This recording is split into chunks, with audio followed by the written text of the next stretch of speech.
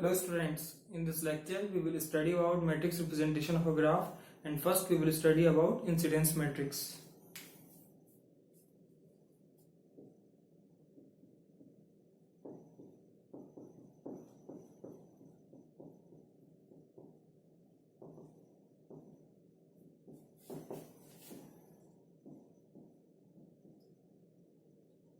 Matrix representations of a graph को matrix की help से कैसे रिप्रेजेंट करते हैं। सबसे पहले मैट्रिक्स जो हम पढ़ेंगे वो पढ़ेंगे इंसिडेंस मैट्रिक्स।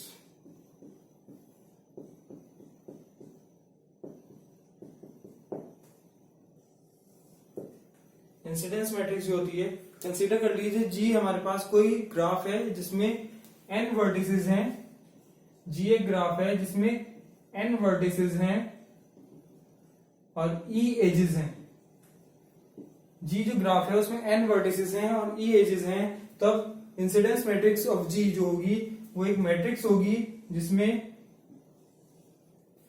उसका जो ऑर्डर होगा वो n into e, number of vertices into number of edges.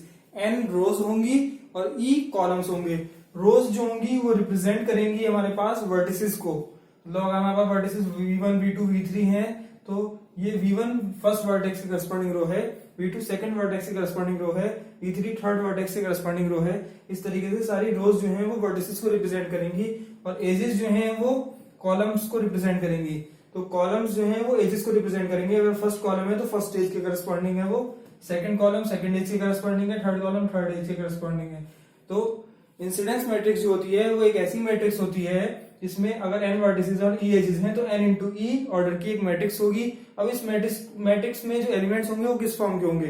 Matrix के जो एलिमेंट्स होते हैं ए आई जे वो किस फॉर्म के होंगे? वो दो तरीके के एलिमेंट्स होंगे, या तो 1 होगा या 0 होगा। 1 कब होगा और 0 कब होगा? 1 तब होगा अगर हमारे पास जो जेथ रो है, जेथ जो एज है वो इंसिडेंट है ith वर्टेक्स पे। Jth edge incidents on ith vertex. अगर जेथ जो एज है वो ith वर्टेक्स पे इंसिडेंट है तो हम कहेंगे कि जो वैल्यू होगी उसकी करस्पॉन्डिंग कितनी होगी? 1 होगी मैट्रिक्स में। और अगर ऐसा नहीं है, इफ नॉट, तो हम कहेंगे वैल्यू क्या होगी? 0 होगी। वैल्यू उस केस में 0 होगी। कंसीडर कर लीजिए कोई ग्राफ है हमारे पास, या इसमें कंसीडर कर लीजिए, मान लीजिए कि eth जो एज है, e3 जो एज है, e3 एज जो है वो इंसिडेंट है v2 वर्टेक्स पे। e3 जो है जब v2 पे इंसिडेंट है तो e3 और v2 इसके करस्पॉन्डिंग 1 आएगा। ठीक है। e3 जो है वो मान लिया कि v1 पे जो है इंसिडेंट नहीं है। e3 जब v1 पे इंसिडेंट नहीं है तो e3 और v1 के करस्पॉन्डिंग जो एलिमेंट आएगा वो क्या आएगा? 0 आएगा। तो इस तरीके से मैट्रिक्स हमारे पास मिल जाती है जीरोस और वंस की। ये मैट्रिक्स जो कहलाती है वो कहलाती है इंसिडेंट मैट्रिक्स। तो इसे डिफाइन कर सकते हैं इंसिडेंस मैट्रिक्स को। Let G be a graph with n vertices and e edges, then the incidence matrix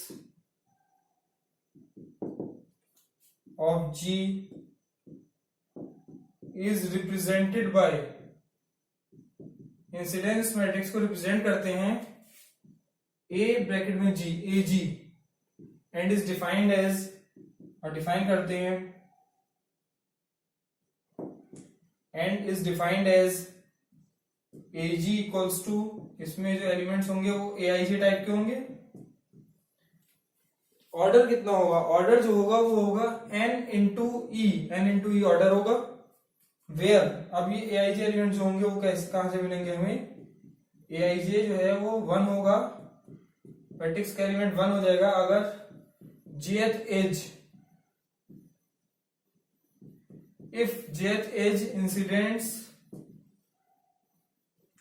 on ith vertex. अगर जेथ जो एज है वो ith वर्टेक्स पे इंसिडेंट हो रही है, और 0 हो जाएगा इफ नॉट, अगर ऐसा नहीं हो रहा है तो उस केस में हम कहेंगे 0 हो जाएगा। तो इंसिडेंस मैट्रिक्स को ऐसे डिफाइन कर सकते हैं, जी अगर ग्राफ है जिसके n वर्टिसेस हैं और e एजेस हैं तो इंसिडेंस मैट्रिक्स एजी से रिप्रेजेंट करते हैं, या एजे फॉर्म की एक मैट्रिक्स होगी जिसका ऑर्डर जो होगा n इंटू ई होगा। नंबर ऑफ वर्टिसेस रोज को रिप्रेजेंट करेंगे, जो एजेस हैं वो कॉलम्स को रिप्रेजेंट करेंगे, और ए आई जे जो यहाँ पे एलिमेंट मिलेंगे वो 1 या 0 मिलेंगे। 1 तब मिलेगा अगर कोई एज जो है वो किसी वर्टेक्स में इंसिडेंट हो रही है, अगर वो इंसिडेंट नहीं हो रही है तो हम कहेंगे वो उसके करस्पॉन्डिंग वैल्यू कितनी होगी, 0 होगी। एक एग्जांपल ले लेते हैं।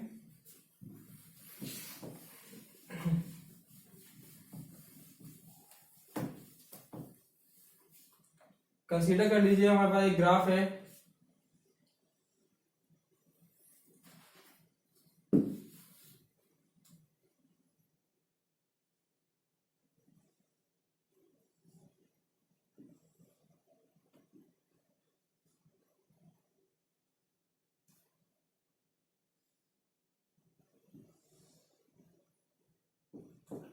V1, V2, V3, V4, V5, V6 and V7 ये वर्टिसेस हैं। एजेस जो ले लेंगे E1, E2, E3, E4, E5, E6, E7, E8 ये एजेस कंसीडर कर लिए हैं। तो एक ग्राफ हमें गिवन है, अब हमें इसकी इंसिडेंस मैट्रिक्स फाइंड करनी है, इसकी इंसिडेंस मैट्रिक्स लिखनी है। इसकी इंसिडेंस मैट्रिक्स लिखने के लिए इसमें हम ये देखेंगे, ऑब्जर्व करेंगे जो नंबर ऑफ वर्टिसेस हैं वो कितने हैं, V1, V2, V3, V4, V5, V6 and V7 7 vertices हैं। तो 7 तो रोज मिलेंगे हमारे पास जो मैट्रिक्स होगी उसमें, और एजेस कितनी है, एजेस जो है वो 1 2 3 4 5 6 7 8 एजेस हैं, तो इट मींस 8 कॉलम्स होंगे। तो जो मैट्रिक्स मिलेगी एजी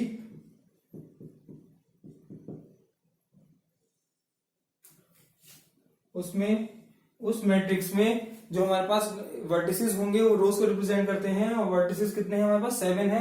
तो हम यहाँ पे वर्टिसेस लिख लेंगे V1, V2, V3, V4, V5, V6, थोड़ा इंक्रीज कर देते हैं इसे, V7 यहाँ पे भी। ये सारी रोज जो हैं ये वर्टिसेस को रिप्रेजेंट करेंगी, और एजेस कितनी है 8 है। तो एजेस आएंगे यहाँ पे E1, E2, E3, E4, E5, E6, E7 and E8 ये 8 एजेस हैं। अब 1 और 0 हम पुट करना स्टार्ट करेंगे, ये ऑब्जर्व करेंगे कौन सी एज किस वर्टेक्स पे इंसिडेंट है। सबसे पहले हम यहाँ देखते हैं, अगर हम यहाँ स्टार्टिंग से देखें E1 क्या V1 पे इंसिडेंट है, ऐसे चलते हैं इधर से फर्स्ट रो पहले फिल करेंगे। E1 क्या V1 पे इंसिडेंट है, E1 जो है वो V1 पे इंसिडेंट है, E1 V1 पे इंसिडेंट है, इट मींस यहाँ 1। E1 जो है वो V2 पे भी इंसिडेंट है, E1 जो है वो V2 पे भी इंसिडेंट है, तो 1। एक एज कंसीडर देख लेते हैं, एक एज फिक्स कर ली हमने, और ये देख लिया किस किस पे इंसिडेंट है। जिस पे ये इंसिडेंट है वो वहां 1 पुट कर देंगे, और बाकी जगह क्या आ जाएगा 0। तो E1 दो ही पे इंसिडेंट है, V1 पे और V2 पे, तो यहाँ 1 आ गया, और बाकी वर्टिसेस के करस्पॉन्डिंग 0 मिल जाएगा हमें, ऐसे इजी रहेगा। नेक्स्ट E2 एज जो है वो ये है, E2 जो है वो V2 पे इंसिडेंट है या V3 पे इंसिडेंट है, V2 और V3 पे इंसिडेंट है, तो E2 के करस्पॉन्डिंग V2 पे बनाएगा और V3 पे बनाएगा, और बाकी जो एलिमेंट्स हैं वो सारे कैसे हो जाएंगे 0। नेक्स्ट E3 हम देखेंगे, E3 जो है हमारे पास वो V3 और V4 पे इंसिडेंट है, E3 जो है वो V3 V4 पे है, तो V3 के करस्पॉन्डिंग V4 के करस्पॉन्डिंग बाकी सारे एलिमेंट्स 0। नेक्स्ट E4 हम ऑब्जर्व करेंगे, E4 जो है वो V1 और V4, E4 जो है वो V1 पे इंसिडेंट है और V4 पे इंसिडेंट है, बाकी सारे एलिमेंट्स 0। नेक्स्ट हम ये ऑब्जर्व करेंगे E5 जो एज है वो V4 और V5 पे इंसिडेंट है, E5 जो है वो V4 और V5 पे इंसिडेंट है, तो E5 V4 पे इंसिडेंट है और V5 पे, और बाकी सारे एलिमेंट्स 0। नेक्स्ट E6 जो है वो V4 V5 पे है, E6 भी V4 V5 पे है, इसके करस्पॉन्डिंग भी यहाँ 1 आएगा और सारे 0। E7 जो है, E7 V1 और V6 पे, V1 पे और V6 पे, और बाकी सारे एलिमेंट्स हमारे पास 0। और नेक्स्ट E8 जो है वो V1 V3 पे, V1 पे और V3 पे, और बाकी सारे elements 0।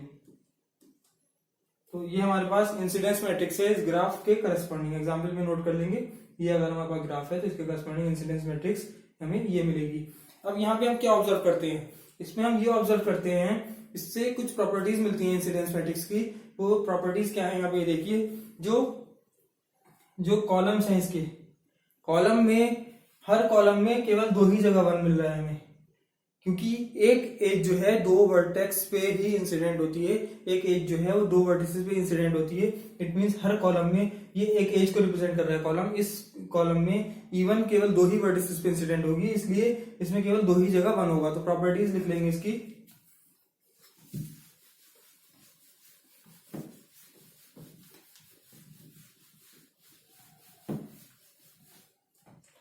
First, properties of incidence matrix. Properties of incidence matrix.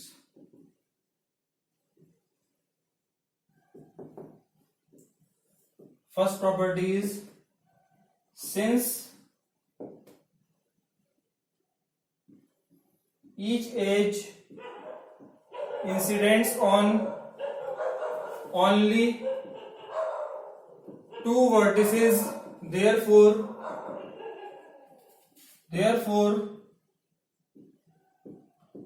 every column of incidence matrix has only 2 ones, क्योंकि एक एज जो है वो 2 वर्टेक्स पे इंसिडेंट होती है, इसलिए एक एज के करस्पॉन्डिंग जो कॉलम होगा उसमें केवल 2 ही 1 होते हैं, 2 ही 1 मिलेंगे हमें। सेकंड प्रॉपर्टी हम यहां से ये ऑब्जर्व करेंगे, ये देखेंगे हम, देखिए ये जो हमारे पास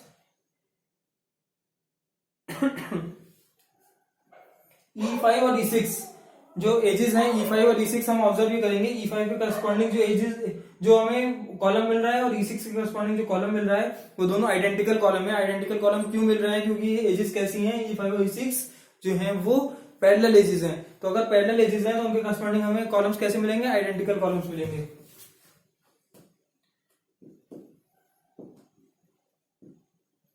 The columns of incidence matrix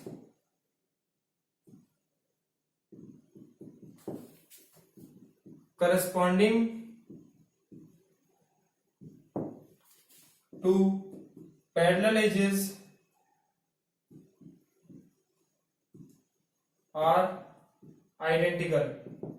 ऐसे कॉलम्स कैसे होते हैं, आइडेंटिकल कॉलम्स होते हैं। नेक्स्ट हम ये देखेंगे, जो हमारे पास वर्टेक्स था V7 के करस्पॉन्डिंग जो रो मिल रही है वो 0 रो मिल रही है। तो अगर कोई वर्टेक्स आइसोलेटेड वर्टेक्स होगा तो उसके करस्पॉन्डिंग रो जो मिलेगी वो कैसी मिलेगी, पूरी 0 रो मिलेगी। An isolated vertex corresponds to 0 row in incidence matrix. Incidence matrix में जो आइसोलेटेड वर्टेक्स है वो 0 रो को करस्पॉन्ड करता है इस इंसिडेंस मैट्रिक्स। नेक्स्ट हम ये देखेंगे, किसी वर्टेक्स के करस्पॉन्डिंग जितने वंस होंगे उस रो में उतनी उसकी डिग्री होगी। जैसे यहाँ पे V1 की डिग्री अगर ऑब्जर्व करेंगे 1 2 3 4 एजेस इंसिडेंट है तो 4 बार बना रहा होगा यहाँ पे। तो जितने वंस हैं उनका सम जो होगा वो डिग्री को रिप्रेजेंट करेगा। The sum of ones corresponding to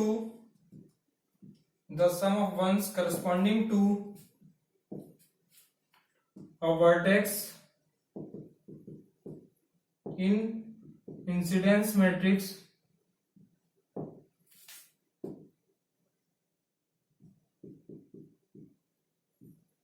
gives